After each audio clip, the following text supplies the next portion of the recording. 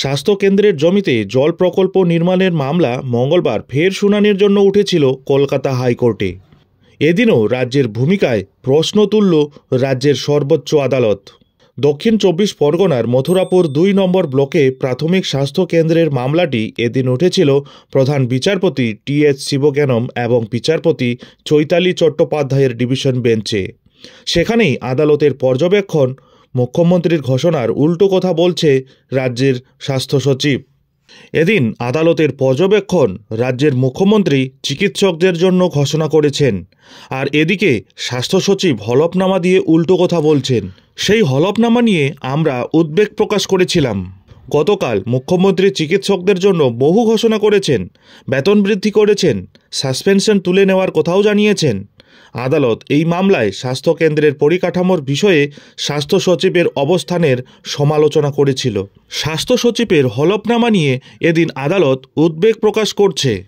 এদিন স্বাস্থ্য সচিব আদালতে রিপোর্ট দিয়ে জানান, আগের চেয়ে ওই স্বাস্থ্যকেন্দ্রের অবস্থার উন্নতি করা হয়েছে। প্রধান বিচারপতি এর পাল্টা ক্ষোভ প্রকাশ করে বলেন, 50 বছরের পুরনো স্বাস্থ্যকেন্দ্রে 10টি শয্যা রয়েছে। 1976 সালেও তাই ছিল, 2025-এ এসেও তাই রয়েছে। এদিকে স্বাস্থ্য সচিব বলেছেন, সেখানে যথেষ্ট শয্যা রয়েছে, অন্তত কিছু যুক্তিপূর্ণ কথা বলুন। এরপরই ফের এই মামলায় স্বাস্থ্য এবং পরিবার কল্যাণ দপ্তরের সচিবের কাছে রিপোর্ট তলব করেছে আদালত। সংশ্লিষ্ট স্বাস্থ্যকেন্দ্রের মনোনয়নে রাজ্যের পরিকল্পনা নিয়ে বিস্তারে জানাতে হবে। আগামী মঙ্গলবার এই মামলার পরবর্তী শুনানিতে রিপোর্ট জমার নির্দেশ আদালতের। এদিন চিফ জাস্টিস বলেন, 1975 সালে হাসপাতালের 10টি শয্যা ছিল, 2025 সালেও সেই সংখ্যা অপরিবর্তিত রয়েছে।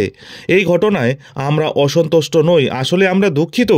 জল প্রকল্প জরুরি ছিল, কিন্তু যাতে সাধারণ মানুষকে চিকিৎসার জন্য 40 কিলোমিটার দূরের হাসপাতালে ছুটতে না হয়, স্বাস্থ্যকেন্দ্রে যাতে পরিষেবা পান, সেটা বলেছি। প্রসঙ্গত, এর আগের মামলাতেও একই প্রশ্ন তুলেছিলেন আদালত।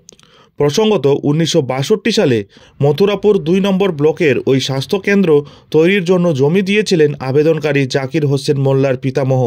প্রথমে 6 শয্যা বিশিষ্ট স্বাস্থ্যকেন্দ্র তৈরির জন্য 6 বিঘা জমি দান করা হয়। পরবর্তীতে স্বাস্থ্যকেন্দ্রের উন্নতির জন্য আরও কয়েক বিঘা জমি দান করা হয়েছিল। তারপর শয্যা সংখ্যা 6 থেকে বেড়ে দাঁড়ায় 10। তারপর ঠিকঠাক চললেও কোভিডের পর থেকে বেহাল দশা, কোনো উন্নতি তো নেই।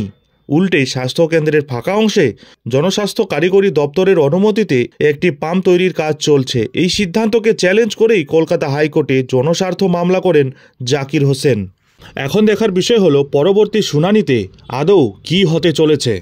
সংশ্লিষ্ট স্বাস্থ্যকেন্দ্রের মনোনয়নে রাজ্যের পরিকল্পনা নিয়ে বিস্তারে কী জানাবে স্বাস্থ্য এবং পরিবার কল্যাণ দপ্তর, নজর থাকবে সেদিকে। যাই হোক, এখন এখানেই শেষ করছি। এর পরবর্তী লেটেস্ট আপডেটের জন্য অবশ্যই চ্যানেলে চোখ রাখুন।